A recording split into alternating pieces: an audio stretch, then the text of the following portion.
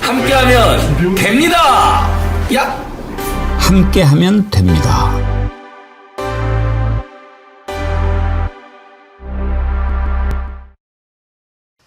여러분 안녕하십니까? 백운기입니다. 민주당과 조국혁신당, 진보당, 기본소득당, 사회민주당이 이번 대선의 뜻을 하나로 모아 단일 후보를 내기로 했습니다. 완전한 내란 종식을 위해서는 함께 해야 한다고 뜻을 모은 거지요. 참 잘한 결정입니다. 야 5당이라고 불렀지만 이제는 여야가 없으니 민주진영 5당이라고 부릅니다. 민주진영 5당에 촉구합니다. 이제 한덕수를 탄핵합시다. 아니 탄핵해 줍시다. 저렇게 사악하고 간악하고 헌법을 지킬 의지가 없는 자를 대선의 심판으로 인정할 수 없습니다. 물론 고민은 이해합니다. 한덕수를 또 탄핵하면 혹시 국민들이 너무 지나치다고 생각하지 않을까. 또 탄핵안을 발의하면 그만두고 나가서 대선 출마하지 않을까. 이런 걸 걱정하는 것 같은데요. 국민의힘이 저런 자를 대선 후보로 내세운다면 그건 망하는 길을 넘어서 내란 정당임을 천명하는 길이 될 것이니 심판이 더욱 쉬워질 것입니다. 무엇보다 헌법을 위반하고도 살아 돌아왔으니 나는 헌법 위에 있다 이런 착각으로 계속해서 헌법을 위반하는 자를 나라를 대표하는 자리에 놓아두게 되면 그건 분명 잘못된 것이기 때문입니다. 이제 한덕수를 탄핵해야 한다고 저는 생각하는데 여러분 생각은 어떠십니까? 생방송 백운기의 정치 1번지 출발합니다.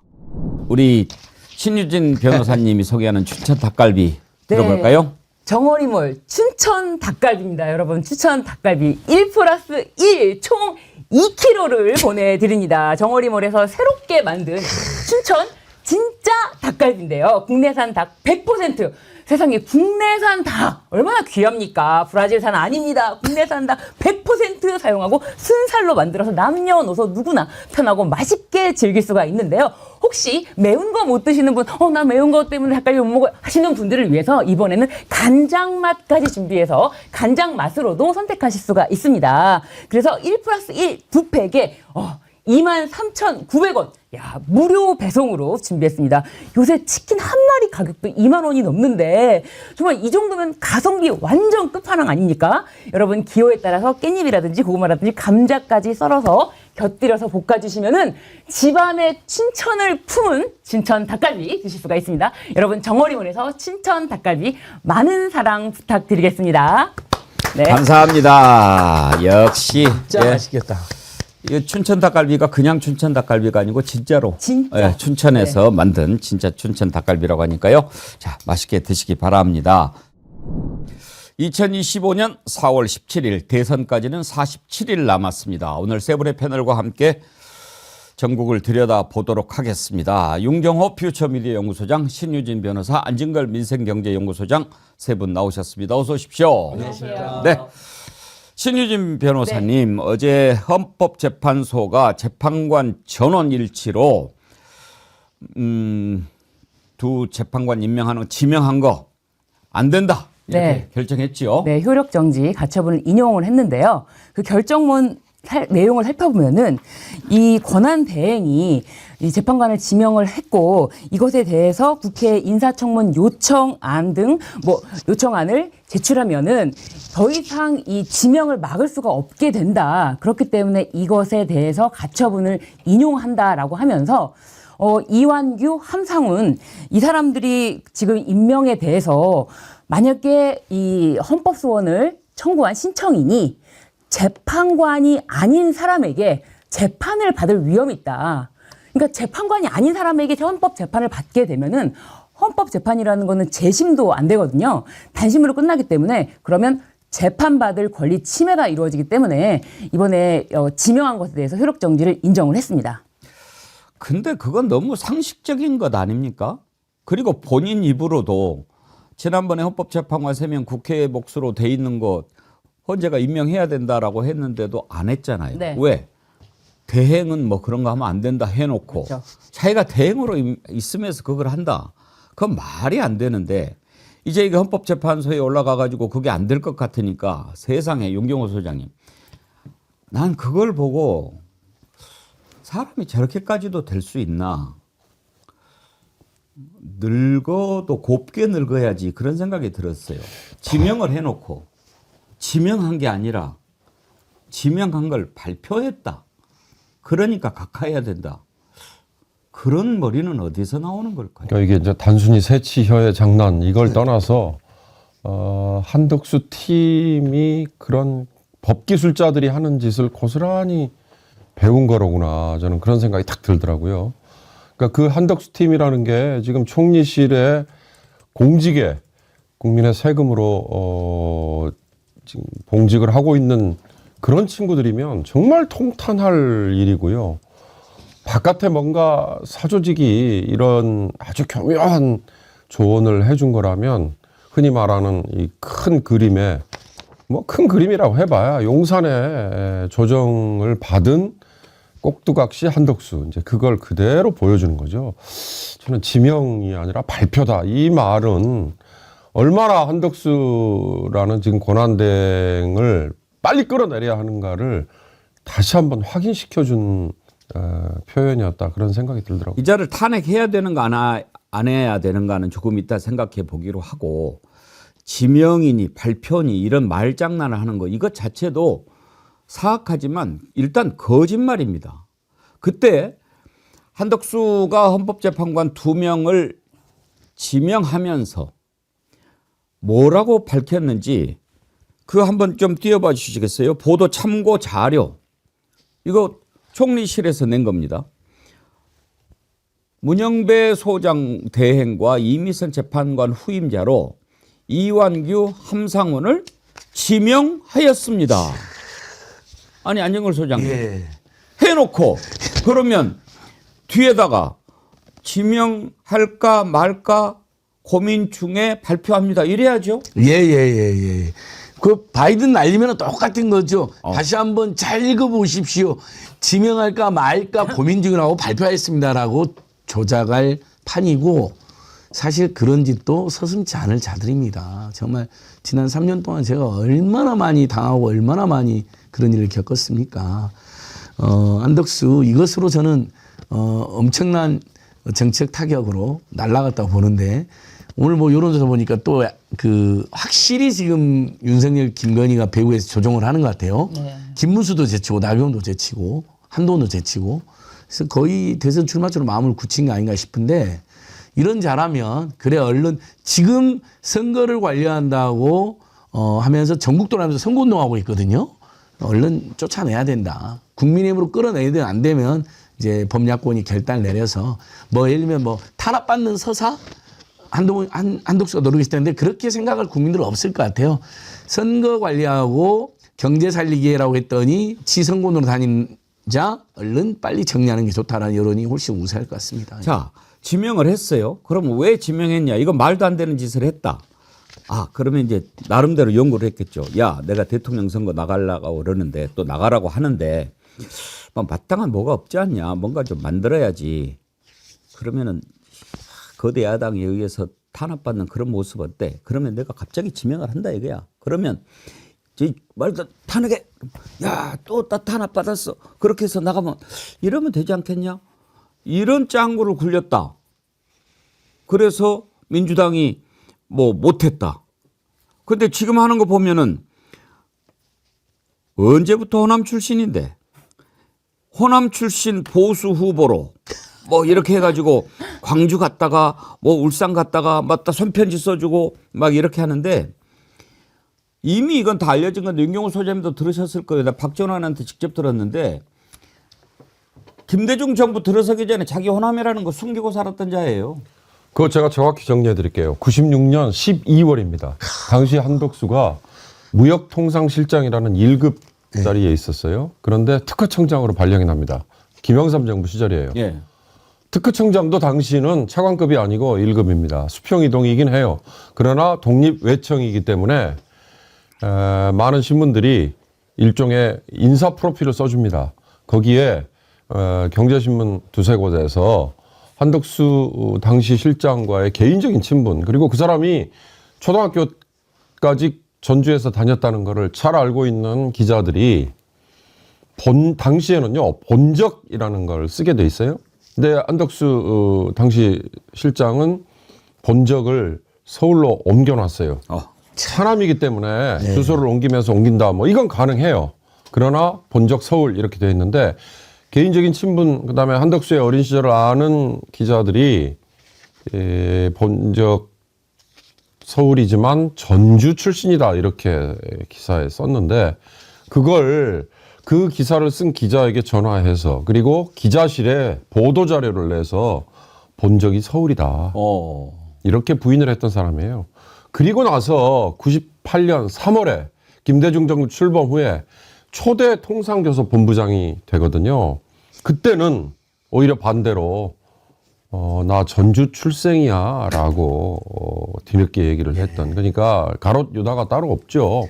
본인이 필요하면 부인했다가 뒤늦게 전라도 사투리로 나도 사실은 전라도요 이렇게 얘기하는 이런 기회주의적인 성향을 보였습니다.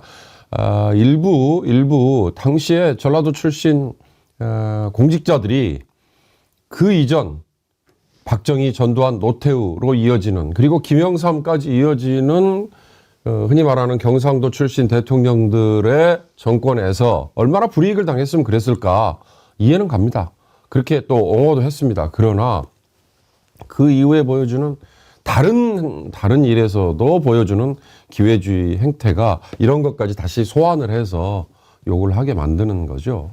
이건 진짜 기회주의고 저질스럽고 추접스럽고 아주 사악하고 그런데 결국은 이게 사기꾼입니다. 사기꾼. 응? 이럴 때는 이렇게 하고 저럴 때 자기 이익을 위해서 남을 기망하는 것이 사기 아닙니까? 이게 사기꾼이죠. 전형적인. 지금요. 탄핵을 할지도 모르니까 이제 미국 간이 어쩌니 뭐 그런 얘기를 해요. 안진걸 소장님. 네. 미국 가서 뭐 한다는 거예요. 아니 그래서 자기가 뭐 트럼프랑 직접 뭐 대화를 한 뭐 이런 지도자급이다 하면서 그리고 무소속으로 대선으로 나오려고 하는 술책이 아닌가 싶은데 경제통상 전문가들이 지금 트럼프가 오히려 지금 수세 물려 있지 않습니까? 그래서 정말 이것은 차기 정부가 잘할 수 있도록 오히려 아무것도 안 하거나 시간을 끄는 게 유리하다라는 이야기를 많이 하거든요. 근데 가가지고 만약에 한덕수나 최상목이 어이없는 트럼프가 요구하는 지금 이게 재밌는 게요. 트럼프가 갑자기 상에 꼬이니까 중국한테도 협상하자 꼬리 내리고요. 그다음에 우선 협상 대상국에 5개 나라를 지정했는데 처음에는 일본이라고 그랬거든요. 갑자기 한국으로 바꿨습니다.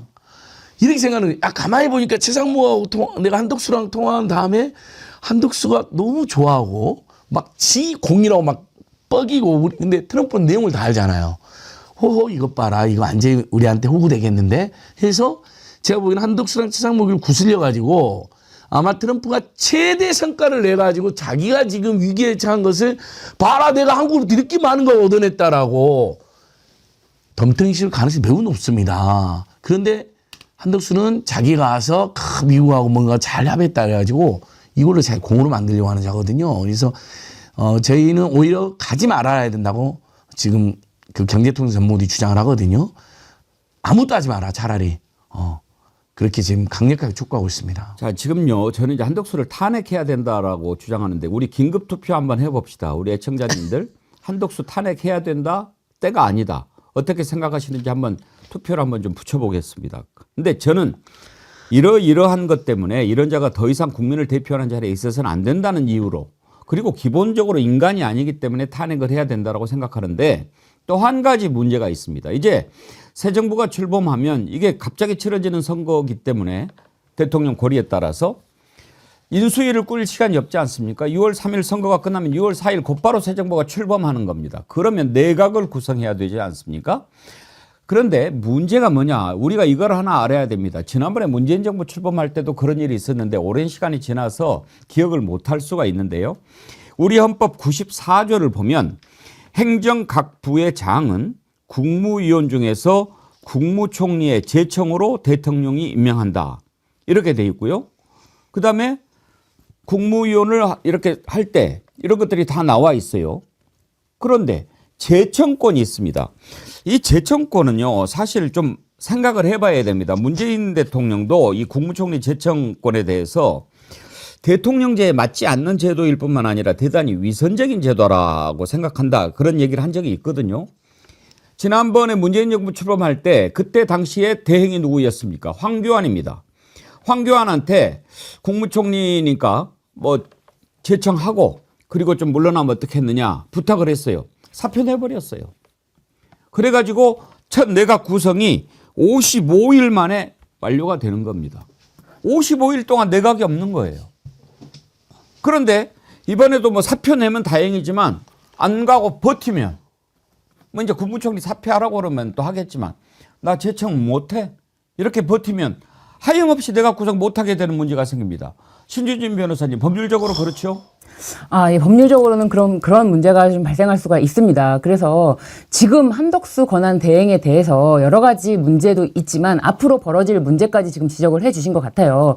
앞으로 차기 정부가 출범하더라도 차기 정부의 발목을 잡을 수 있는 사람이 바로 한덕수 국무총리 그리고 지금 권한 대행이기 때문에 한덕수 권한 대행의 뭐 임기를 언제까지로 살려둬야 되느냐 그런 것에 대해서는 아마 민주당에서도 고민을 하고 있을 텐데 그 5월 4일 전에 탄핵이 되어서 뭐 탄핵이 된다면은 한덕수는 뭐 자연스럽게 뭐 탄압받는 이미지를 가지고 대선에 출마하지 않을까. 그렇기 때문에 민주당에서는 5월 4일이 그럼 지나서 탄핵을 할까? 이런 고민도 하지 않을까 그런 생각까지 합니다.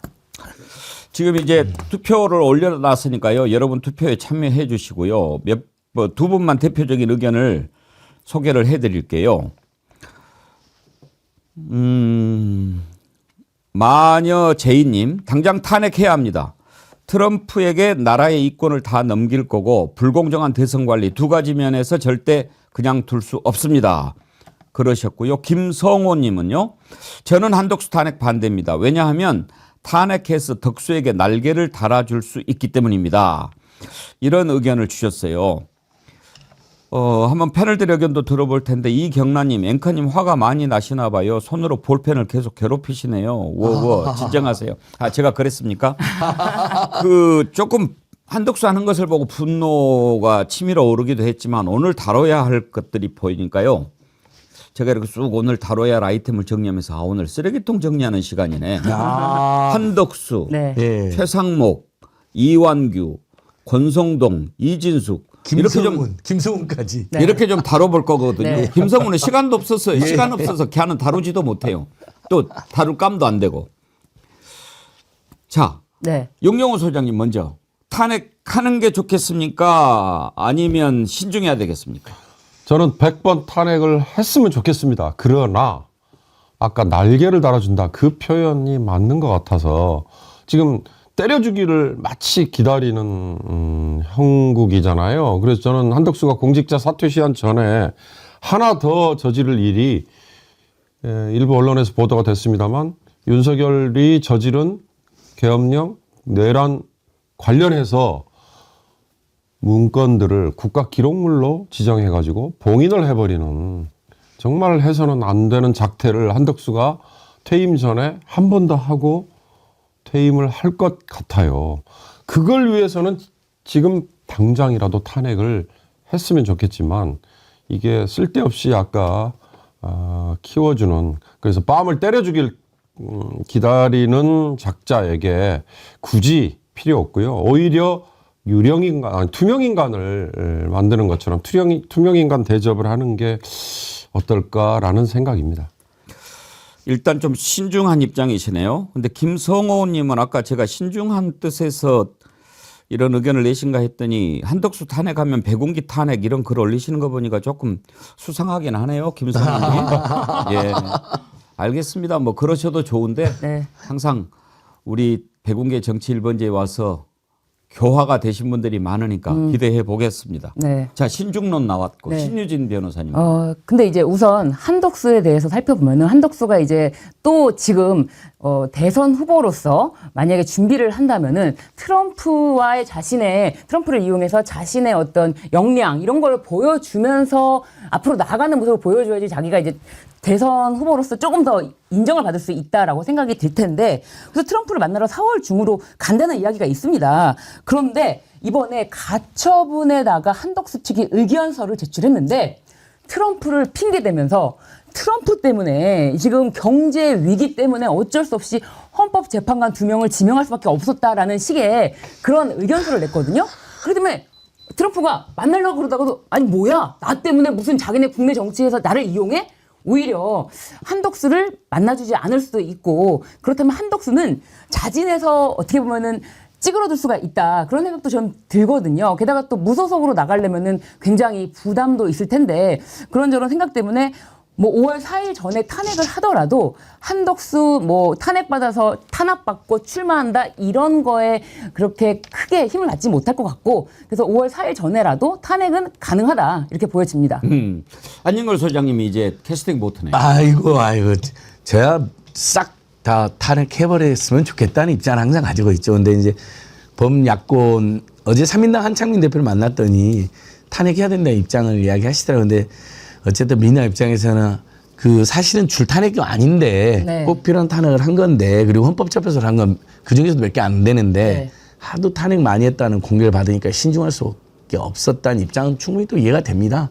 그리고 진짜 안덕수가 나오면 땡크라고도 생각하지만 정말 혹시라도 그 중도층 일부까지 너무 민주당이 또 마지막까지 어쨌든 경제민생 관리를 해야 되는데 오바했다 이런 이제 의견이 있을까봐 상당히 신중한 입장인 걸 제가 민주당의 입장을 확인을 하고 왔거든요. 그래서 저는 일단 탄핵은 추진을 하되 그 시점이라든지 실제 마지막 여부에 대해서는 조금 더 여론의 취도 보고 상황을 좀 보자 이렇게 조금 절충적으로 의견을 한번 들어봅니다. 알겠습니다. 우리 정의원님들의 투표 결과 기다리겠습니다. 최종적으로 추합이 되면 여러분께 말씀을 드리도록 압도적으로 하겠습니다. 탄핵이 많은데요. 제가 얼른 살펴보니까. 현재는 그렇습니다만은 또 두 분께서 신중하게 이야기를 하셨으니까 한번 보도록 하고요. 이제 우리가 좀 걱정했던 저러다가 이완규, 함성훈 저런 자들이 헌법재판관 되는 거 아니야? 그러니까 걱정했는데 이제는 한숨 놔도 될 것 같습니다. 물론 이제 본안 재판이 남아 있지만 신유진 변호사님 시기적으로 일단 6월 3일 전에는 어렵지 않겠어요? 네, 그렇습니다. 본안 판단 자체가 지금 한덕수 권한 대행이 과연 헌법재판관을 지명할 수 있느냐에 대한 것인데 이것에 대해서 가처분 결정문에서도 나머지 공석인 2명으로 인해서 이 결론이 바뀔 사안이라면 이것에 대해서는 판단을 미루겠다라고 했거든요. 이건 가처분 결정문에 있는 내용입니다. 그렇기 때문에 뭐 지금 7인이지 않습니까? 7인이서 뭐 5명이서 결정을 한다고 하면은 몰라도 이것은 쉽지 않을 것이다라는 것을 오히려 가처분 결정문을 통해서도 좀 알려준 게 아닌가 그런 생각이 듭니다. 그래서 6월 3일까지는 본안 결정이 나오기는 쉽지 않다. 네. 그리고 헌법재판관 임기가 6년 아닙니까? 네. 그러면 새 정부가 출범을 눈앞에 두고 있는데 그 새로운 정부의 대통령한테 헌법재판관을 지명하도록 해야지. 네, 맞습니다. 그게 상식 아닙니까? 아니 아주 작은 공기업의 지금 감사나 사장 자리도요. 새 정부가 들어서면 해야 된다고 해서 이게 노조라든지 이해관계인이나 임직원들이 반대하는 경우가 굉장히 많습니다. 윤석열 세력은 마지막까지 지금 뭐 59군데 막 심으려고 하는데 아니요. 임기 얼마 남지도 않았는데 그리고 어차피 새 정부 들어서면 쫓겨날 가능성이 높은데 그러면 조직만 엄청 흔들리는 거잖아요. 근데 정말 헌법재판관 여러분 보시겠지만 어마어마한 일을 하시는 분들이거든요. 정당을 해산시킬 수 있는 유일한 권한을 가지고 있고 네. 대통령 탄핵 여부를 결정하는 사실은 법조인 계시지만 법조인 사실은 대법원을 헌법재판소보다 더 상위 기구로 보잖아요. 전체적 느낌에. 네. 그래서 대법관을 더 가고 싶어하고 그다음에 안 되면 헌법재판 가는 이 판사들도 그런 생각을 갖고 있거든요. 근데 결정적 역사적 국면에서는 대법원보다 헌법재판소가 더 중요한 역할을 합니다. 그러니까 거의 지금 어떻게 보면 역사의 격변에서 헌법재판소 대법원보다 더 큰 역할도 하는데 그 6명 6년짜리 임기 그다음에 심지어 연임도 할 수 있는 분들을 연임도 할 수 있게 되어 있잖아요. 그걸 2달도 안 남기고 어떻게 선출된 한덕수 같은 자가 이런 확 요즘 그 유행하는 드라마에 확 이럴 때 확 해줘야 이런 확 한덕수. 네. 그래서 예. 안 됩니다. 안 돼. 그리고 저는 아마 재판관님들이 7명 체제로도 결정할 수 있다고 봅니다. 6월 3일 전에도. 위원으로. 네. 왜냐하면 이미 9명이 마음 모았다는 것은 네. 야, 이 헌법재판관 우리는 민주적 정당을 가진 대통령이 우리 뽑아준 거야. 국회나 국무총리 선출도 안 된 자가 어디 우리를 뽑아라는 이 헌법재판관들의 자존감도 긍지도 작용했다 봅니다. 네. 그 연장해서 제가 한 말씀만 드리자면 어저께 전원일치로 예. 결정을 내린 게 그러니까요. 의미가 있다. 맞습니다. 그러니까 헌재 스스로가 자기들의 존엄을 헌재의 존재 가치를 끌어올리려는 노력을 한 거다. 무슨 얘기냐? 자격이 없는 자가 헌법재판관을 임명함으로써 생기는 헌법재판소의 권위 실추 그리고 그 자체가 위헌이 될 수 있는 논란을 아예 불식을 시킨 거. 그러니까 지난번 윤석열 탄핵 때도 전원일치라는 결정이 나온 거 그때 그 헌법학자 한 분이 그런 얘기를 했어요. 헌법재판소의 원조 모델이 독일이잖아요. 네. 독일에서는 그렇게 국가적으로 논란이 큰 사안은 아무리 시간이 끌리더라도 반대 의견들을 점점 줄여서 수렴을 시켜서 반드시 전원일치의 결정을 내렸다. 왜? 그게 헌법재판소의 권위를 세우는 실제 이번에도 9대0이라는 결정이 나온 다음에 8대0. 많은 8대0이라는 네. 결정이 나온 다음에 많은 논란을 불식을 시켰잖아요. 이번에는 9대0 아니에요? 아니 맞습니다. 이번 9대0 윤석열 저번 탄핵 때. 네. 예. 탄핵. 그래서 어제 네. 저는 결정도 네. 이 전원일치라는 결정을 내린 이거에 그렇죠. 더 이상의 본안 소송도 필요가 없고 자격이 없는 자가 어떻게 헌법재판관을 임명하려고 나섰느냐 이거 하나로 모든 걸 그냥 정리했다. 사실 헌재가 일관성 있는 결정을 내린 겁니다. 지난번에 한덕수의 위치에 대해서 헌재가 확실하게 이야기를 하지 않았습니까? 그 절차를 가지고 국민의힘에서 문제를 삼지 않았습니까? 대통령 권한 대행이니까 대통령에 준해서 3분의 2가 필요하다라고 주장했지만 대통령 권한 대행은 다르다. 이건 과반이면 된다. 이렇게 딱 결정을 내렸으니까 그렇죠. 대통령 권한 대행의 지위는 이거다. 그러니까 너는 대통령 권한 대행으로서만 해라. 그것을 어제 다시 확인한 거니까 헌재 결정은 일관성이 있는 겁니다. 그럼에도 불구하고 정형식 조한창 재판관은 그 당시에도 대통령에 준하는 정족수를 채워야 된다라고 하면서 각하 의견을 냈거든요. 그러면서 권한 대행의 위치를 지위를 어떻게 보느냐 도대체 말이 안 된다라고 생각을 했는데 어제는 야 권한 대행이 이렇게 지명하고 그러면 안 되지. 그런 뜻으로 가처분에 대해서 완전 9대0으로 가처분이 인용됐기 때문에 굉장히 큰 의미가 있다라고 그렇죠. 생각합니다. 예. 현재 중간 집계 2,484분이 투표하셨는데 탄핵해야 된다가 91%. 아직 때가 아니다 9%. 예. 아니 때가 아니다보다도 쓸데없이 날개를 달아줄 필요가 없다. 그럴 필요가 이거니까 없다. 조금 뉘앙스는 예. 다른데 그러면 질문을 그럴 필요가 없다로 해야 되나요? 아무튼 날개를. 그런 뜻으로 투표해 주시고요. 김성호님께서 글을 보내주셨네요. 아까 한덕수 탄핵하면 백운기 탄핵해가지고 제가 조금 수상하다라고 했는데 백운기님 저 간첩 아닙니다. 저 3년 동안 전국을 돌며 촛불을 들어온 사람입니다. 안진걸 사무장님도 함께 했지요. 여기는 청주입니다. 아 그러시군요. 아. 제가 잠시 오해해서 죄송합니다.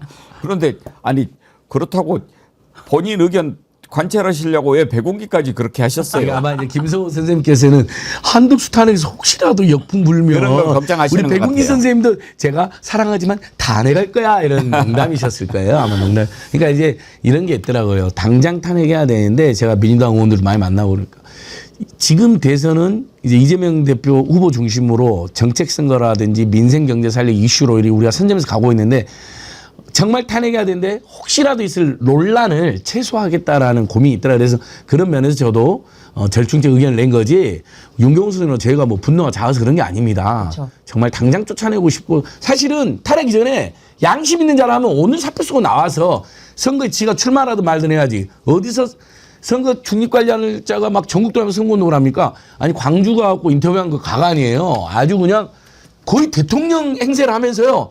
와, 이 착한 식당들의 마음이 저에게도 느껴지는데 대선 후보들이 말하는 표현을 쓰더라고요. 그래서 저는 나올 가능성이 매우 높다고 봅니다. 근데 이게 이혼 불법 사항이죠. 공직을 이용해서 선거운동하는 자인데 아주 너절한 자죠. 예. 예, 투표는 계속됩니다. 투표하실 때 하신 김에 좋아요 안 누르신 분은 좋아요 누르고 들어오시고요. 자, 이제 이완규 헌법재판관 되는 그런 무시무시한 꼴은 안 봐도 될 것 같습니다. 여러분 마음 놓으시고요. 근데 이완규 이자가 말이죠. 그때 지명됐을 때 혹시 여러분 기억나십니까? 탁 법제처에서 나와가지고 뒷짐 딱 지고 뭐 잘 준비하겠습니다 이랬잖아요. 확 그냥. 근데 학씨. 어제 국회에 나와가지고 어버버 하는데 어째 저기에 윤석열 그 똘마니들은 다 저 모양일까 그런 생각이 들더군요. 한번 보시겠습니까?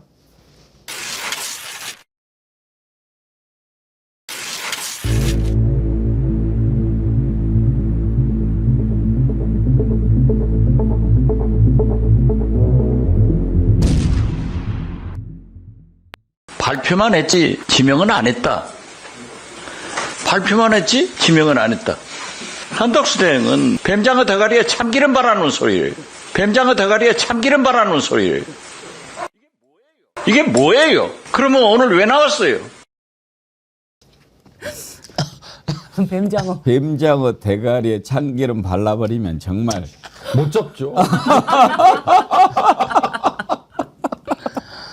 어제 국회에서 지명이야 뭐야 그러니까 참 아휴 답답해 하더만요. 네.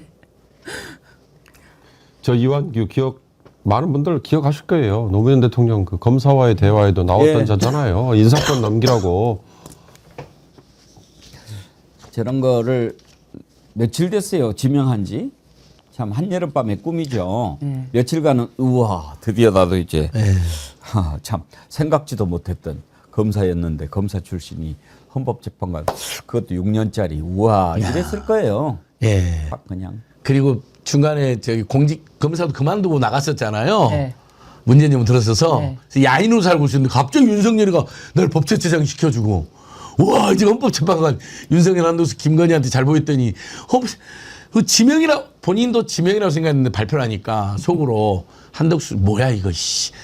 아마 이완기도 그랬을 겁니다. 학씨. 아니, 저자는 빨리 내란죄 공범으로 그럼요. 예. 기소를 해야 되잖아요. 맞습니다. 삼청동 안가에 갔다는 그 자체만으로 그리고 휴대폰 증거인멸 그것만으로 오히려 구속해서 수사를 하고 기소를 해야 될 대상이죠. 최연희님 헌재 재판관님들 이완규 같은 게 들어온다니 화들짝 놀랐을 것 같습니다. 수준 떨어진다고. 그런데 방금 이제 윤경호 소장님 지적하셨듯이 저자는요 내란 가담자라고 봐야 되는 거 아닙니까? 휴대폰 바꿨는데요.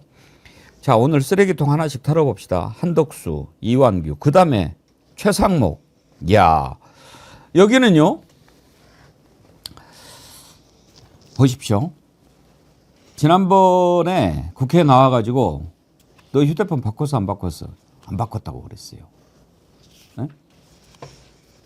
근데 바꿨어요. 바꿨는데 그게 들통이 났어요. 너 왜 거짓말했어? 그거는 바꿔서 버린 게 아니고 2대를 갖고 있다. 그거 바꾼 거잖아. 그게 쩝쩝쩝 이렇게 하고 있는 거예요. 더 웃긴 게 정청래 위원장이 너 내가 조문 하나 읽어줄게 잘 들어봐. 국회에서 위증을 하면 징역이 1년 이상이야. 그 징역이 세대요. 네. 1년 이하도 아니고. 근데 그 범죄가 드러나기 전에 네가 만약에 자백을 하면 국회법에 이거를 사해 주거나 감형해 줄 수 있어. 잘 생각해서 대답해 봐. 그러니까 바꿨습니다. 이야, 나 그거 보고 저런 쥐새끼 같은 놈네 그런 생각이 들어요. 이건 아니 왜 다 이 모양이에요? 이완규도 그렇고 최상목 아휴 왜 그러냐 왜 그렇게 사냐 그거 한번 보실래요? 내란 이후에 대통령실 참모진 휴대전화를 이렇게 많이 교체했네요. 왜 교체했는지 모르겠어요. 박성재 법무부 장관 2번, 김용현 3번, 조지호 청장 2번, 이완규 법제처장 1번. 이게 다 증거인멸 아닙니까? 최상목 부총리 휴대전화 교체한 적 있어요, 없어요? 없습니다. 없습니다. 없다라고 답변한 것이 맞죠? 네, 맞습니다. 자, 그리고 제가 계엄 직후인 2024년 12월 7일 날 갤럭시 S24 울트라에서 갤럭시 Z 폴드 6로 바꿨다고 자료를 가지고 있는데 이건 분명한 위증이에요. 그러니까 핸드폰을 바꿨냐? 저는 핸드폰이 고장이 나서 의도적으로 바꾼 건 아니고요. 둘 다 가지고 있습니다, 지금. 최상목 증인을 생각해서 국회법에 위증을 했다 할지라도 그것을 수정할 경우에는 감경하거나 고발을 안 하거나 이런 조치를 할 수 있는 국회법 조항이 있기 때문에 기회를 지금 드리겠습니다. 답변하세요. 저는 뭐 제가 위증할 의도는 전혀 없었습니다. 예라 참 안진걸 소장님. 좀 불쌍하다고 그래야 돼요. 뭐라고 그래야 돼요? 참 뭐랄까 가소롭기 그지없고 막 너무 인간이 안 돼 보이고 못 돼 보일 때는 좀 안쓰러운 마음까지 들잖아요. 대한민국 국무위원의 수준이 저거밖에 안 되는 그러니까 한때 고난대행까지 한 자가 아니 그냥 처음부터 저는 이중할 의도도 없고 고장나서 고쳤습니다 하면 되잖아요. 왜 그 시점에 고장이 났는지도 의문이지만 분명히 비싸고 좋은 핸드폰 갖고 다니는 자들이 그렇게 말하면 될 걸 가지고 이제 딱 밝혀지니까 고장나서 고쳤다고 또 거짓말하는 이것도 거짓말 아닐까요? 이번 내란 와중에 핸드폰 판매하는 회사만 돈 번 것 같아요. 아 많이 했네요 진짜로. 네. 최상무 의장은 지난번에 비아폰 받았죠라고 부승찬 의원이 질문했을 때도 보니까 가지고 있더라고요. 야 가지고 있다 없다가 아니라 보니까 가지고 있더라고요. 있는지 몰랐는데. 제가 한 말씀 드려도 되겠습니까? 막 이러면서 그러니까 모든 거를 자기가 지금 뭐 이 말 저 말 해가지고 짜 맞추면은 자기가 빠져나갈 수 있다라고 생각하면서 대통령에게 그 계엄 지시 문건 받지 않았습니까? 그 비상 입법기구 예비비 편성해라, 예산 편성하고 국회 운영 자금 끊어라 이런 계엄 지시 문건을 받아놓고도 자기는 읽지 않았다. 그것은 쪽지였다. 이게 지금 말이나 될 말입니까? 이자는 지금 휴대전화 바꿨죠, 비아폰 받았었죠. 모든 게 이 내란에 가담된 자구나라는 것을 다 지칭하고 있어요. 아무리 자신이 미꾸라지처럼 여기서 뭐 말 바꾸고 뭐 보니까 가지고 있더라라고 아무리 한다 하더라도 샅샅이 수사하면은 내란에 어느 정도 개입이 됐는지 이건 반드시 밝혀내야 될 문제라고 보입니다. 그리고 비아폰을 받은 자가 한덕수도 비아폰을 받았거든요. 그렇기 때문에 이 모든 비아폰을 받은 이 내란 관련된 자들이 이 내란에 어느 정도 가담했고 내란에 관해서 철저하게 처벌을 받아야지만 우리나라가 새롭게 나갈 수 있는 발판이 되지 않을까 싶습니다. 비아폰이 있는지 몰랐는데 그렇게 물어보시니까 가지고 있더라고요. 있네요. 뭐 이랬다는 거예요? 쪽지 뭐 문건도 마찬가지죠. 그것도 그때 서영교 의원인가가 네. 이런 쪽지 있어요? 하고 물어보니까 뭐 한번 그거 있습니까? 보여주시겠어요? 예. 그때도 참 적어도 대한민국에 이게 쪽지예요? 이런 쪽지 있어요? 당시에는 이런 게 쪽지예요? 이런 게 쪽지예요? 전 받았을 때 그 정도 크기의 종인지 몰랐습니다. A4 용지를 뭐 한두 번 봐요? 뭔가 캥기는 게 있어서 그런 거예요. 그런 게 아닙니다. 이거 내란이잖아요. 내란이에요, 내란. 그럼 내란이라고 고발을 해야지. 여러분, 대한민국 국민 여러분, A4 용지 이런 거 놓고 쪽지라고 얘기하는 사람 봤어요? 대통령이 비상계엄을 하면서 나눠주면 이게 얼마나 중요한 건지 봐야죠. 그리고 이거 안 됩니다 라고 얘기하고 나와서 이거 고발해야죠. 저는 반대했는데 이렇게만 얘기한다고 돼요? 탄핵을 남발한다고요? 징계를 때리고 그 잘못된 사람들을 잘랐어야지. 자르지 않으니까 탄핵하는 거 아니에요? 저 최상무 의가 경제 관료잖아요. 예. 그런데 법과대학을 나왔다 그랬잖아요. 지금 이제 법과대학에서 지금 배운 게 법기술, 미꾸라지 이 행태만 배웠구나라는 걸 이제 저런 데서 보여주는 건데 저는 미국 국제 1억 9천만 원어치 투자 이건 지가 몇십 년간 했던 경제 관료로서의 그걸 정말 후한무치 중에 후한무치다. 왜냐? 대통령 권한대행의 권한대행으로서의 역할 말고요. 경제부총리는 흔히 우리나라 외환시장에서요. 우리 원화값과 달러값 환율이라고 그러지 않습니까? 환율 방어를 위해서 구두로 개입이라는 게 있어요. 경제부총리가 몇 마디 하는 게 시장에 바로 영향을 미치거든요. 그러니까 경제부총리는 미국 이 달러 그리고 원화 이 환율 시장에서 본인의 말 한마디 한마디가 키 플레이어예요. 그러니까 주식 시장에서 이 주가 조작을 하는 거나 마찬가지의 이 행동을 한 거예요. 지가 미국 국채를 사놓고 이게 미국 국채값이 오히려 떨어져야 지가 이득을 보는 지금 그런 거거든요. 그러니까 본인이 얼마나 이율배반적인 행동을 하는 겁니까? 그래서 저는 최상목의 저 미국 국채는요, 매입 시점을 캐내야 된다고 봅니다. 그러니까 공직자 재산 공개에 그냥 있는 현황만 올려놓은 거예요. 지가 인사청문회 할 때 1억 5천만 원 정도 어치의 미국 국채가 있다는 게 논란이 돼서 팔았거든요. 그런 다음에 재매입을 했는데 도대체 이 재매입을 한 시점이 심지어 계엄령 윤석열이가 발표한 이후인지 그 여부를 저는 명확히 규명을 해서요. 아까 한덕수 탄핵을 할 거냐 말 거냐라는 말씀을 하셨는데 저는 최상목 경제부총리로서의 최상목은 그거 하나로 자격 자체가 없는 친구다. 그리고 지가 20몇 년, 30몇 년 경제 관료를 했던 걸 저 행동 하나로 스스로의 존재 가치를 부인한 거기 때문에 저는 코 박고 죽어야 된다고 생각합니다. 판파님은 이런 걸 주셨어요. 심지어 언제 다시 샀는지 끝까지 말도 안 하고 한국 거가 더 많습니다. 이럽디다. 그러니까. 그랬다고 그래요. 이게 지금 돌이켜보니까 최상목이 아주 정말 나쁜 게 처음에 쪽지라 그래가지고 네. 정말 다 쪽지를 연상해가지고 이 비상겸이 좀 언급게 됐나? 이런 인상을 줬어요. 그래. 사실 문건이면 이렇게 준비된 문건이면 누가 봐도 야 이놈들은 아주 치밀하게 했고 각 부처마다 다 내렸고 처음에 그걸로 특검도 언론 될 때 뭐 확인해야 되는 여론이 더 비등할 수 있거든요. 근데 2시간짜리 내란이 어디 있느냐라는 거짓말에다가 지가 해제한 것도 아닌데 국회가 해제하고 국민이 해제시킨 건데 게다가 국민들도 그 받은 게 그냥 쪽지였고요. 뭐 보지도 않았습니다. 그러면 저만 해도 아주 언급결에 홧김에 술김에 했나? 김건희 시켜서? 실제로 준비도 거의 안 했구만. 웃긴 놈들이네. 이렇게 처음에 생각했어요. 근데 그 쪽지란 말에 함정에 빠져버린 거예요. 아니 저는 최상목이가 그 처음부터 의도했다 봅니다. 뭐 별거 아닙니다. 그냥 뭐 내용도 안 봤다 쪽지다. 근데 내용이 제일 살벌한 건 그렇죠. 최상목 문건이 가장 살벌한 겁니다. 그렇죠.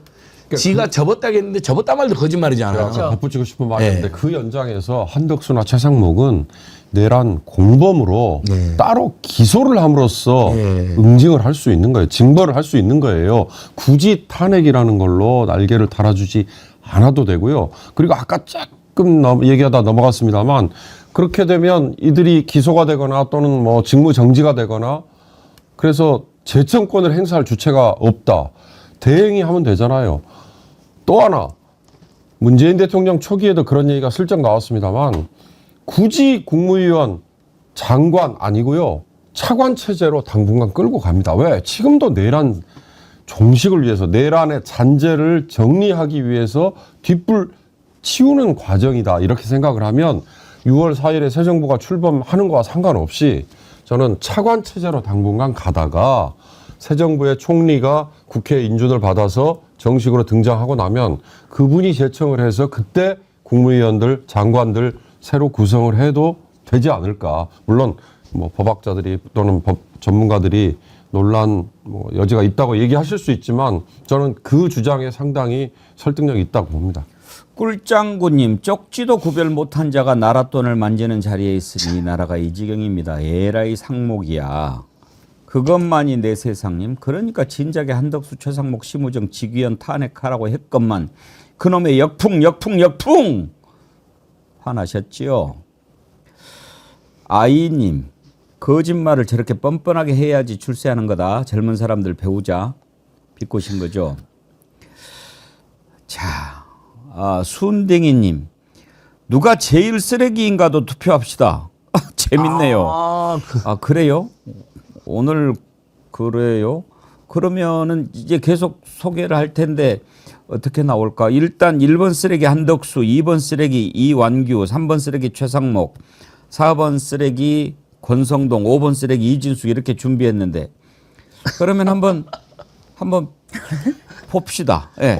한번 5명 상대로 너무 어려운가요, 문제가? 아주 어렵습니다. 그래요. 좀 어려운 것도 좀 풀어봅시다. 자, 권성동 국민의힘 원내대표가 기자를 폭행해가지고 지금 논란이 되고 있습니다. 그 장면 한번 보시죠. 하고 미디어 담당관 오라 그래. 책임을 다하겠다고 쓰셨는데요. 어떤 점에서 죄송하다는 자, 무엇이 죄송한지 자, 그거 내리시고. 이거는 국민께 더 죄송한 일 같은데요. 아니 여기 취재 목적으로 안 들어왔기 때문에 하시면 안 돼요. 잡지는 마시고요. 아니 이렇게 잡지는 마시고.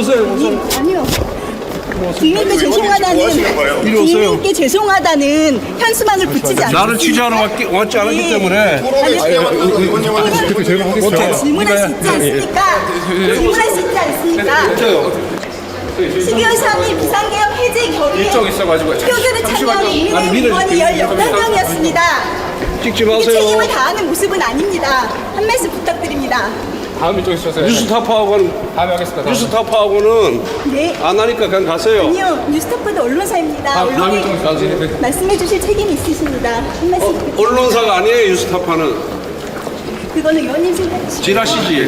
다음에 뉴스타파 취재 응하지 않으니까 가세요. 다음에 하겠습니다. 방금 제 손목 감정적으로 이렇게 잡으신 거 사과해 주십시오. 여기 빨리 와가지고 저한테 폭력 행사하지 않으셨습니까? 금지 조치 취하라 그래. 박상훈 비서관이 갔어요. 아니 너희들 여기 있어. 도망 못 언론의 가게 자유 잡아. 없습니까? 언론의 자유 없습니까? 저희 헌법에 보장된 권리입니다. 뉴스타파는 언론 아니에요. 그건 의원님께서 생각하시는 거고요. 지라시예요. 저 진짜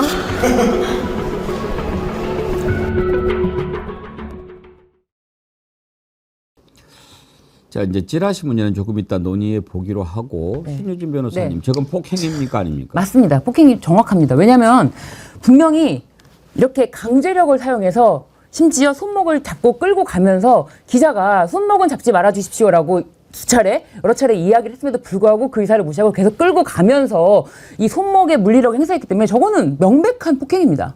심지어 여성이 남성 손목 끌고 가도 폭행이 될 수 있는데 저 등치에 그 연약한 여기자의 손목을 끌고 한참 갔잖아요. 네. 나중에 보니까 빨갛게 됐더라고요. 네. 예. 우리 대법 판례는 심각한 폭언도 모욕뿐만 아니라 폭행이 될 수 있다. 왜냐하면 우리가 엄청난 말로 큰 고통을 받는 경우도 있는데 저건 그냥 폭언이 아니라 아예 행동으로 그냥 기자를 거의 위협적으로 무슨 현행범인 것처럼 해서 국회 경위한테 현행범 체포시키려고 했다는 거예요. 그리고 그다음 나중에 보좌관들한테도 말 함부로 하는 거 보세요. 저 보좌관님들 이분 좀 저랑 떼어주세요도 아니고 야 니네들이 여기 있어 도망 못 가게. 그리고요 진짜 나쁜 게 사실 취재 응하지 않고 싶을 때 있죠. 여러 가지 사정상. 그러면 보통 모든 공인들이나 정치인들이 이렇게 합니다. 제가 약속된 취재가 아니어서 오늘 여기까지만 하시겠습니다. 제가 오늘은 취재 응하기 어렵습니다. 또는 특정 언론사에 대해서 특정 언론사에서 취재를 거부합니다. 이렇게 하는 경우도 있을 수 있어요. 근데 그냥 말로 하고 가면 돼요. 그럼 그 기자들 어떻게 하면 그냥 뒤따라가서 답 좀 해주세요. 답 좀 해주다가 제풀이 치서 다 그냥 가시잖아요. 그렇죠. 특히 엘리베이터 탈 때 엘리베이터까지는 안 쫓아가는 게 또 관행이니까 엘리베이터 안까지는 안 들어가고 또 못 들어가냐. 그럼 될 일을 매우 고압적 위협적이고 손목 잡아가지고 현행범이라 그러면서 모욕을 주고 위협을 하면서 진짜 그 국회 이제 방우라 그러는데 국회는 방우 선생님이라는데 방우 선생님한테 인계하려고 그랬다니까요. 그러니까 이런 야만적인 자가 어디 있습니까? 뭐 취재 안 한다. 뭐 그것까지는 좋아요. 그렇지만 그 태도는 문제가 있는 건데 그 기자를 상대로 끌고 가는 폭행을 하고 뭐라 그래? 그리고 야, 못 가게 붙잡아놔. 이런 태도가 뭡니까? 우선 저는 형사고소를 해서 끝까지 책임을 물어야 되는 거고요. 피해 당사자, 그다음에 언론 매체에서 해야 되고 이 국민의힘에서 특히 윤석열 정부 이후에 특정한 언론사, 특히 MBC는 뭐 질문 안 받아. 그다음에 뉴스타파는 질문 안 받아. 이런 식의 그러니까 찌라시도 아니다. 이거는 본인의 이제 주관적인 주장이니까 그건 좋아요. 그러나 매체로서 미디어로서 이미 대중들에게 인정을 받고 있는 매체를 특정한 매체를 대상으로 거기는 질문을 안 받아. 이따위의 행태는 아까 기자가 했던 얘기처럼 정말 헌법에 보장된 언론의 자유 그걸 무참히 짓밟아버리는 행동이고 그건 비난받아 마땅한 일이고요. 저 기자가 끝까지 저는 형사 고소를 해서 권성동 원내대표에게 책임을 물어야 된다고 봅니다. 예. 우리가 이제 또 보겠지만 홍준표 후보도 어제 뉴스타파 기자가 질문하니까 안 받고 가버리더라고요. 지금 찌라시 얘기를 하는데 뉴스타파가 왜 국민의힘 의원들한테 이렇게 배척을 당합니까? 국민의힘에 부당하고 잘못되고 명태균 관련돼 있는 것을 꾸준히 보도하기 때문에 그렇지 않습니까? 저는 뉴스타파의 그 취재력과 용기를 높게 평가합니다. 참으로 훌륭한 언론이라고 생각합니다. 그렇게 못해서 우리 정어리TV는 매우 아쉽습니다. 힘을 키우고 싶은데 찌라시 하는데 찌라시의 특징이 뭡니까? 찌라시는 어떤 특정한 목적을 가지고 사실을 정확하지 않은 걸 가지고 어떤 특정한 목적을 위해서 뭐를 만들어내는 거. 이게 찌라시거든요. 제가요 집에서 조선일보를 보지 않습니다. 그럼 찌라시라고 생각하기 때문에 그러는데 왜 조선일보가 찌라시인지 제가 단적인 예를 오늘 집을 나서는데 우리 맞은편 집은 조선일보를 봐요. 근데 아직 신문을 안 갖고 들어갔더라고요. 그래서 이렇게 싹 봤는데 헤드라인에 오늘 여러분 생각하시기에 가장 중요한 뉴스가 뭐겠습니까? 헌재에서 헌법재판관 만장일치로 이거 가처분 받아들인 것 아니겠습니까? 그렇죠. 헤드라인에 안 보여. 조선일보가. 남의 신문이라 내가 쫙 펴지는 못했지만 일단 헤드라인에 안 보여. 이게 찌라시 아닙니까? 안진걸 소장님? 맞습니다. 자기들 불리한 것은 전부 다 숨기죠. 심지어 이번에 정말 여러분 8대0 파면 때 언론사 헤드라인 비고 화제가 됐거든요. 다 8대0 파면이 핵심이잖아요. 네. 그리고 심지어 보수 매체들도 헌법과 민주의 이름으로 파면 뭐 이런 표현까지 나와요. 양념 딱 예쁘게 했어요. 네. 조선일보는 헌재도 야당 지적. 이게 핵심이에요. 사실 그 내용도 윤석열이 주장한 것을 요약하는 내용인데 마치 헌재가 야당이 줄타내겠고 입법 독재를 한 것처럼 헌재가 지적했다라고 왜곡해가지고 이거 여러분 찌라시 이런 건 찌라시죠. 이런 건 찌라시. 조선일보가 하는 것을 가지고 그걸 언론이라고 생각하는 국민이 지금 몇이나 되겠습니까? 저는 새 정부 들어서면 여러 가지 개혁 대상 중에 반드시 조선일보가 들어간다고 생각합니다. 이제 더 이상 이런 찌라시 언론은 우리 국민들이 신뢰하지 않죠. 언론이나 정부 기관이나 그 기본 바탕은 신뢰입니다. 신뢰를 잃어버리는 순간 제가 또 조선일보가 이게 찌라시가 확실하다라고 생각하는 게 엊그저께 나온 김대중 칼럼인가 기예요. 그 많던 아스팔트 세력은 다 어디 갔냐고 울부짖더라고요. 이게 찌라시고 이게 선전지고 그런 거 아닌가요? 그걸 왜 찾습니까? 또 조선일보가 마지막까지 5대3 기각, 4대4 기각서를 마지막까지 맹신하고 퍼뜨린 잡니다. 그럼 조선일보 그 소스는 어디서 왔느냐? 이번 헌재는 정말 보안을 완벽하게 지킨 걸로 평가받거든요. 직원들도 물어보니까 직원들도 직원들의 상식선에서 반드시 8대0 인용이라고 생각하지만 정말 재판관들의 그 일말에 분위기가 안 느껴졌다는 거예요. 비서들까지도. 근데 용산 대통령실이 5대3, 4대4를 희망하고 찌라시를 만들어서 흘렸는데 그걸 받아서 그렇게 분위기를 몰아간 게 조선일보. 이게 바로 이런 걸 바로 찌라시라 그러는 겁니다. 자기네 입맛에 맞춰서 선택적으로 기사를 전하는 이제 보도를 하는 이거잖아요. 근데 저는 아까 뉴스타파 얘기 조금만 드리면요. 뉴스타파가 대한민국 언론사 중에 정말 드문 독립 언론입니다. 왜 독립 언론인지 아십니까? 언론사는 자본으로부터의 독립, 권력으로부터의 독립이잖아요. 권력은 뭐 음으로 양으로 여러 세금 뭐 또는 협찬 이런 것들의 지원 뭐 이거지 않습니까? 뉴스타파는 권력으로부터의 독립뿐만 아니라 자본으로부터의 독립에 위해서 광고를 받지 않아요.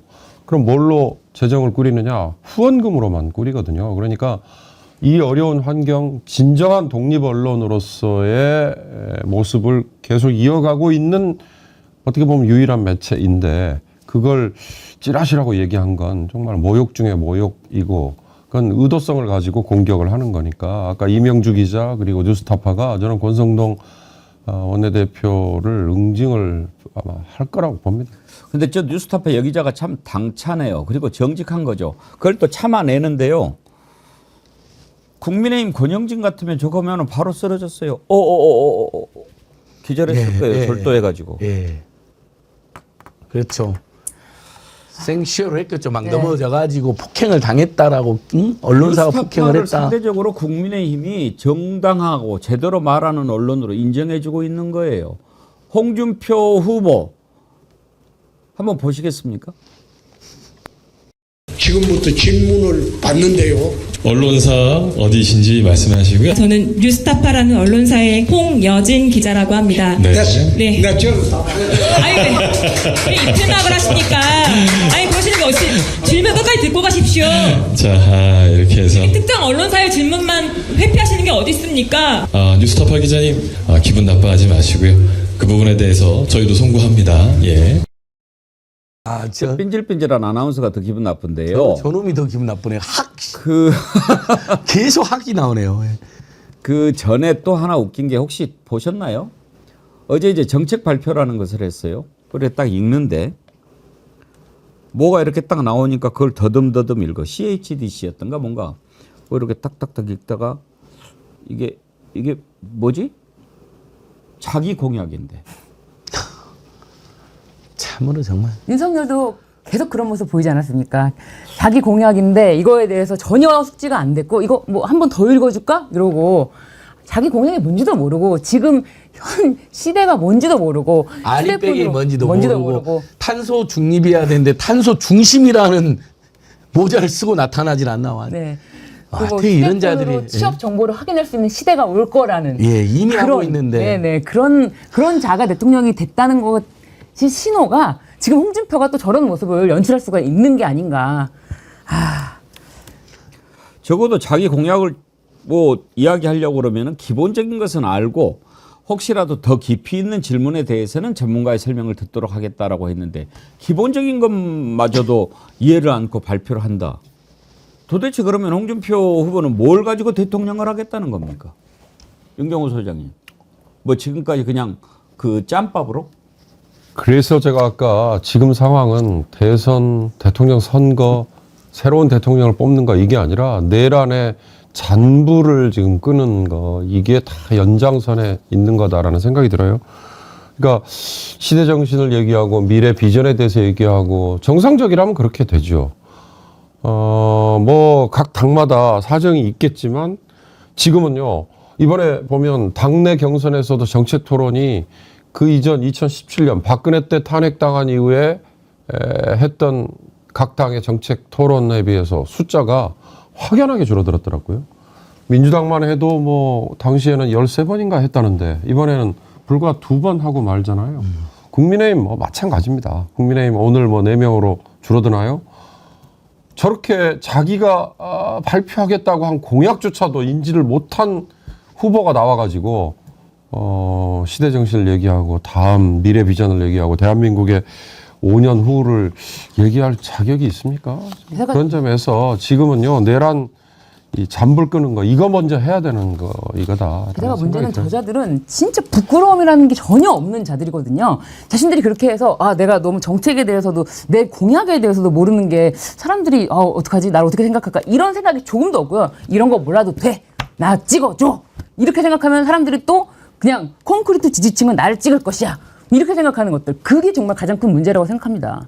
정확한 건 이거였어요. 카드 수수료를 원천적으로 없애기 위해 스테이블 코인이나 CBDC 이게 뭐라고 했지? 디지털 화폐? 디지털 화폐. 조금 있다. 나는 잘 모르니까 이병태 교수한테 물어보세요. 이랬어요. 이게 지금 제가 그대로 워딩으로 옮긴 거예요. 디지털 화폐 CBDC 공약을 하려면 그건 기본적으로 알고 해야죠. 이런 홍준표 시장이 뭐라고 얘기를 했는지 아십니까? 그 전에 유명한 말을 했어요. 제가 아까 찾아놨는데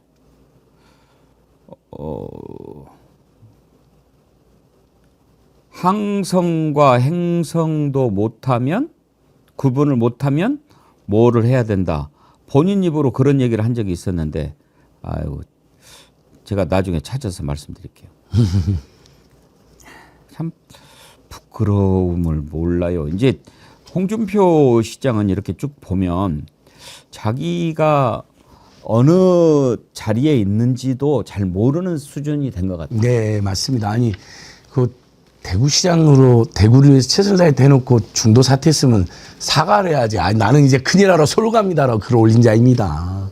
아마 대구 시민들도 멘붕에 빠졌을 거예요. 그리고 그런 사람을 위해서요. 저는 보궐선거 만약에 치러야 돼요. 네. 그거 치러야죠. 1년 이상 임기가 예. 남았으니까. 근데 이제 그냥 넘어가잖아요. 비용을 물려야 된다고. 맞습니다. 선거법 바꿔야 돼요. 저런 진짜, 자들을 위해서. 예, 본인이 고의적으로 악의적으로 중도에 그만둔 사람. 얼마 전 구로구청장이 그 꼴이잖아요. 주식 백지신 타기 싫어가지고 세상에 그런 자들한테 보궐선거 35억인가 발생했다는데 물려야죠. 근데 아무튼 국민의 후보들 너무 한심한 게요. 전부 그냥 이재명 악마 경쟁만 하고 있어요. 그것도 허위사실을 통해 가지고 뭐 드럼통에 들어가는 나경원이 있질 않나 뭐. 자 마지막 한심 그 쓰레기 자체입니다. 갑시다. 마지막 쓰레기 이진숙. 국회에서요 우원식 의장한테 꾸지람을 들었어요. 태도가 불량하다고. 한번 보시겠습니까? 마침 우원식 의장님도 계시니까 국회목 3인 방송통신위원회 상임위원 좀 회의에서 의결될 수 있도록 간곡히 요청드립니다. 제가 여쭤본 것을 딴 얘기로 국면 전환하려고 하지 마시고 2인 구조에 결정한 것이 유효하다는 결론이 났죠? 그렇게 생각지 않습니다. 판결은 다른 종류의 판결이 위증하지 있고, 마십시오. 다른 방금 말씀하신 2인 체제를 만든 것은 이 국회입니다. 차분하게 하시죠. 싸우지 마시고요. 이진숙 방통위원장님, 정부는 국민의 여러 목소리를 듣고 그 목소리를 잘 종합해서 국민이 가장 행복하고 편안한 삶을 살 수 있도록 하는 역할을 하는 곳입니다. 제가 오늘 이진숙 방통위원장님 답변을 들으면서 느끼는 거는 너무 가슴에 적개심이 많은 것 같아요. 국회의원들은 어느 정당의 국회의원이든지 국민의 목소리를 대변하고 있습니다. 답변 태도에 그렇게 적개심이 들어가 있고 대답도 정말 제가 듣기에는 거북하게 대답을 하고 그렇게 해서 정상적인 토론이 되기가 매우 어렵지 않습니까? 이진숙 방통위원장님 다시는 그렇게 하지 마십시오. 이진숙 방통위원장이 지금 이게 적개심 참 점잖게 표현하셨는데 약간 돌아버린 게 지난번에 신동호 네, EBS 불법적으로 임명했잖아요. 그게 불법이란 거를 본인도 알면서 막 한 거예요. 결국은 지금 중단돼 있지 않습니까? 그러니까 안 되는 것을 알면서 하는 거 이게요. 한덕수하고 너무 닮아 있는 거예요. 그렇지 않습니까? 그러니까 막 뭐라고 이야기하면 본인이 더 흥분하고 날서고 날뛰고 이러니까 오죽하면 우원식 의장이 저렇게 지적을 하겠습니까? 헌법과 법률을 오히려 위배하고 그에 반한 행동을 그것도 국무위원이나 뭐 다름없는 정부 부처의 장이 한다는 거 이 자체 오히려 매를 좀 때려주세요라고 하는 거하고 똑같은 모습인 거죠. 그러고 나서 또 정치인으로 변신 선거 있으면 또 뛰어나와 그거에 또 박수를 보내주는 태극기 부대들이 있어. 이게 정말 악순환의 악순환인 건데요. 저런 자들을 정부 부처의 장으로 임명한 그 인사권 행사한 그 자가 더 나쁜 자죠. 아니 우원식 의장이 그렇게 정말 타이르듯이 정말 차분하게 잘 이야기를 했는데 돌아가서 1시간 만에 페이스북에 글을 올리면서 민주당 다 팔아. 민주당은 다 팔아. 왜 상임위원 국회목에 그 위원을 임명하지 않느냐. 그 방통위 위원을 임명하지 않느냐. 오히려 그렇게 글을 쓰면서 국회에서 그런 뭐 자신에게 했던 뭐 세월호 보도에 관해서 사과하라. 윤석열 대통령 뭐 내란행위 관련된 헌재 판단에 대한 생각 이런 거 물은 것에 대해서 이렇게 자기는 대답하지 않겠다. 오히려 더 이거 정말 랄지를 하고 있는 모습입니다. 그러니까 2달도 안 남았어요. 현장에서도 거의 전무만 이래요. 제가 국회 사무처장에 들었는데 보통은 이렇게 끝나면 내려가잖아요. 국민의석으로. 네. 이준석이 안 가고 우원시장 내려올 때까지. 그래서 제가 오늘 과했습니다. 사과할 줄 알았대요. 그래서 방호들이라든지 국회 사무처 관계들 다 방창구고 원시장도 냅둬라 그랬대요. 근데 와가지고 원시한테 막 거의 뭐 쌍소리는 안 했지만 거기서 왜 그 편파적으로 하냐고 항의를 했다는 거예요. 그 국회 사무처 관계자들이 깜짝 놀랐다는 거예요. 처음 있는 일이래요. 그러니까 적반하장이 뭐 그다음에 뻔뻔함이 기가 막히. 그리고 국회 선출목 시 이렇게 공전에 된 원인이 뭡니까? 윤석열이가 최민희가 너무 싫어가지고 최민희가 무서워가지고 최민희를 절대 임명 안 하려고 추천했는데 거기서부터 이 파행이 시작됐잖아요. 그럼 이진숙은 윤석열한테 가서 따져야 되는 거예요. 국민님한테 가서 따져야 되는 거예요. 국회가 선출한 사람을 정당하게 임명 안 하면서 이 파행이 생긴 거잖아 다. 근데 마치 민주당 탓인 것처럼 뭐라 하는 거죠. 그러니까 이진숙의 그런 태도가 한덕수 지금 권한대행이 대정부 질문 좀 이틀 사흘 그냥 씹어버리고 안 나오는 거 이거에서 다 사인 받고 아 나도 이렇게 행동해도 되겠구나라고 오판을 한 건데요. 그에 대해서 참 어떻게 응징을 해야 될지. 2달도 안 남았습니다. 2달도 안 남았습니다. 47일 남았네요. 저런 모습을 이제 우리 국민들이 안 보게 된 것만 해도 감사하고요. 요즘에 일어나는 거 여러 가지 때문에 지금도 스트레스 받고 힘들어 하시는 분들이 많이 계신데 그럴 때마다 그 말씀을 드리고 싶어요. 감사한 일 아닙니까? 그나마. 윤석열하고 저 일당들 하는 걸 2년 더 볼 뻔했지 않습니까? 그 3년도 우리가 참아왔지 않습니까? 이제 우리가 슬기로운 덧셈으로 새 정권 출범시키면 저 꼴 안 보게 되고 저 꼴 안 보는 것에 그치지 않고 저자들이 저질렀던 온갖 죄악들 다 이렇게 이제 심판받게 할 거니까요. 그 희망을 가지고 지금 너무 스트레스 받지 마시기를 제가 간곡히 부탁드립니다. 건강을 잘 챙기셔야죠. 신유진 변호사님 건강하시죠? 네, 건강합니다. 요즘에 기분 좋으시죠? 네, 너무 기분 좋습니다. 어제 저는 현재 결정으로 너무 기분이 좋아서 제가 춘천 닭갈비 소개를 해드리고 싶습니다. 정말 아니요, 정모리물. 아니, 저기 앵커님, 우리 애청자님들 좀 속 좀 풀어줄 만한 뉴스 하나 갖고 왔습니다. 그거 먼저 해야죠. 윤석열 김건희 관제에서 8일 동안 그거 해야 돼. 예. 물도 얼마나 있었던데. 아니 물이 얼마더라? 200톤이요. 그러니까 뭔 짓을 한 건지. 정말 뭔 짓을 한 거죠? 200톤. 근데 일부러 틀어놔 버린 거 아닌가? 수도를 털어놨어요. 예, 그 정도 수준이죠. 그거 아닐까요? 예. 그러니까 저 그렇게 생각이 돼요. 아니면 뭐 증거인멸하는 과정에서 물을 과다하게 써야 될 일이 있을 수 있는데 사실 이 7박 8일은 우리가 하루 이틀 시간을 주지 말자는 그런 야멸찬 사람들이 아니잖아요. 보통은 하루 이틀 걸릴 수 있죠. 최고의 공직자니까. 근데 일반 공무원들이나 일반 직원들은 회사에서 파면을 해임되거나 해고가 되잖아요. 즉시 방을 빼고 짐을 빼고 나옵니다. 아니면 밤에 빼고 나가게 배려를 해주거나 늦어도 그 다음날 다 뺍니다. 다 그렇게 이야기해요. 근데 이 사람들은 하루 이틀도 아니고 우리 7박 8일 있었는데 지금 확인된 것만 캣타워 500만 원이 되고 뭐 인터넷 가격 13만 원짜리인데 거기에서도 뭐 중간에 빼돌림이 있었을 것 같은데 그런 것들이 수십 건 수백 건이면 매덕이 되는 거죠. 그래서 제가 어저께 검사하면 서울의 민생경제연구소에서 7박 8일 무단 점유 그다음에 거기에 공무원들로부터 경호를 강요한 거 아니에요. 경찰, 군인, 경호처까지. 그리고 최소한 파티를 엄청 했는데 그게 수천만 원에서 수억 8일 동안.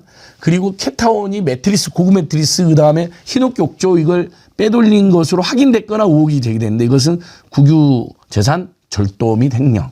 제가 어저께 다 고발하고 왔습니다.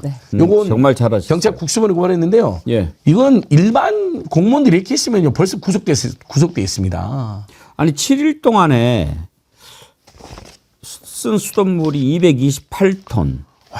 2인 가구 한 달 사용량의 16배. 와.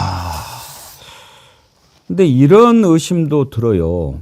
이제 그 마음에 안 드는 여관에 들어가 가지고 뭔가 좀 주인한테 분풀이 하려고 일부러 물 틀어놓고 막 팔팔팔팔 넘치게 해서 손해를 좀 끼치려고 하는 그런 옛날에 못된 집도 그렇죠. 한 사람들이 있었는데 그런 차원이 아니라면 뭔가 증거 인멸을 하기 위해서 막 그 희석을 시키고 예를 들면 좀 무서운 거지만 뭐 자국을 지우기 위해서 그렇게 해서 물을 계속 틀어서 뭔가를 버려야 되는 그런 상황일 수도 있고 그걸 좀 파헤쳐야 되지 않겠냐. 예. 그런데 그거 하나를 또 압수수색을 못 해가지고 돌아와요.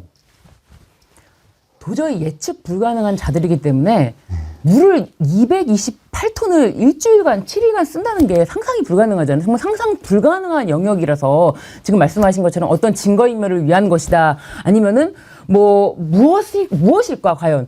아무리 뭐 그 2천만 원짜리 흰옥기 탕에다가 물을 계속 받아도 그렇게는 쓸 수가 없거든요.